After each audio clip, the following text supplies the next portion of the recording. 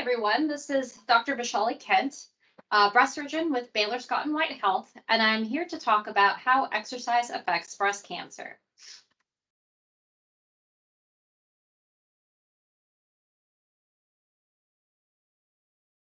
What is breast cancer? Cancer is a type of disease that causes a normal cell in the body to change and grow uncontrollably. This is caused by damage to the DNA. Breast cancer occurs when these changes happen to a breast cell. Precise cause of breast cancer, however, is unclear. Breast cancer statistics. Breast cancer is the most common diagnosed cancer in women. Breast cancer is the second leading cause of cancer death in women. Over 200,000 new breast cancer cases will be diagnosed this year, and over 40,000 women will die from breast cancer this year. The lifetime risk of an average woman developing breast cancer is 13%. That means you have a 1 in 8 chance of developing breast cancer. About 5% of breast cancers are diagnosed in women younger than the age of 40, which means the majority of breast cancers are diagnosed in women older than 60. Due to awareness, early detection, the incidence of breast cancer occurrence has stabilized and the death rate has decreased. And there are over 3.5 million breast cancer survivors today. I like to include this information because it demonstrates how we get that 12 to 13% lifetime risk of breast cancer. As you age, your lifetime risk of breast cancer increases. How do you get breast cancer? Cancer is generally hereditary, familial, or sporadic. True hereditary breast cancer is quite rare. It composes about 5 to 10% of all breast cancers diagnosed. Hereditary breast cancer is cancer that is caused by an offspring inheriting a mutation or DNA damage from one of their parents, and that mutation leads to the development of breast cancer. Familial cancers are breast cancers that are not due to identifiable mutations, but are due to shared environment or lifestyle of families. We tend to see that the cancer runs in the family, but there is not an identifiable mutation. These cancers tend to be less aggressive than hereditary breast cancers. The majority of breast cancers, though, are spontaneous. It is due to an accumulation of your personal genetic makeup and exposures and environment throughout your life. We call these exposures risk factors.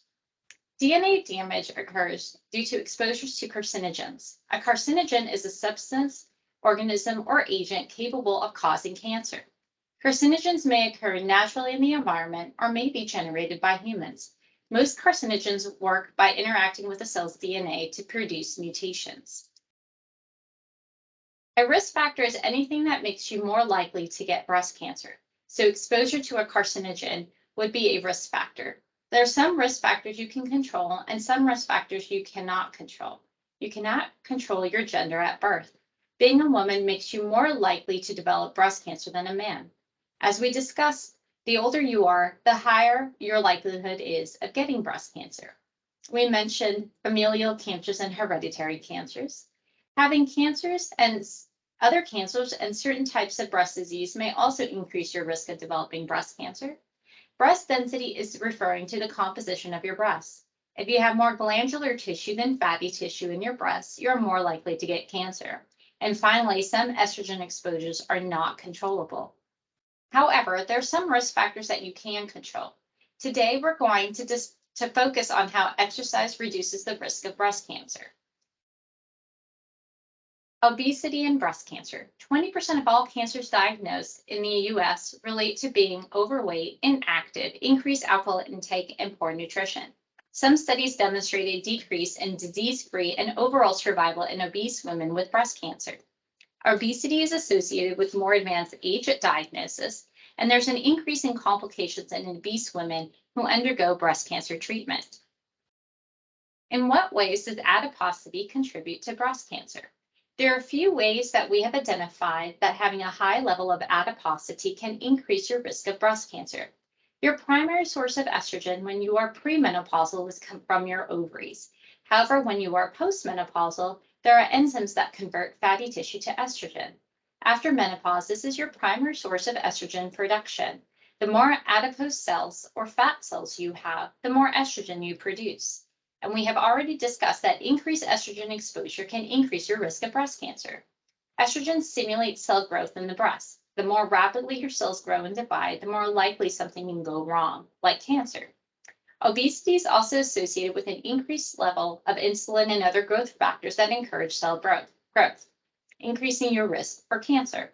And finally, obesity is associated with long-term inflammation. The body treats inflammation as an illness and tries to repair it, which means more cell growth and more risk for breast cancer and other cancers. Women who have elevated inflammatory markers have a higher risk of developing breast cancer. Right now, the way most studies determine adiposity or obesity is by measuring BMI, which is the body mass index. BMI is a person's weight in kilograms divided by the square of their height in meters. BMI does not distinguish between excess fat, muscle, or bone mass. So although BMI does not directly measure body fat, it does indicate that you probably do have excess body fat. After menopause, your breast cancer risk increases about 12% for every 5-point increase on the BMI scale. We're not so much trying to reduce the overall BMI, but we are trying to reduce adiposity because it is the adiposity that poses an increased risk on breast cancer. Reduction in adiposity will in turn reduce your BMI. We want to focus on increasing physical activity. Keep in mind, though, that you can have a normal BMI but still have an elevated risk of breast cancer due to the amount of adiposity you have in your body. Most studies comparing BMI with more accurate measures of adiposity use cutoffs for body fat of greater than 25% for men and greater than 30% for women. There are a lot of papers that's out there that support reduction of adiposity will reduce the risk of fat cells in your body and therefore decrease the risk associated with increased weight. Studies demonstrated that risk factor markers such as estrogen, insulin, inflammatory molecules decrease with decreased adiposity. There is even data to suggest that reducing adiposity can improve DNA repair.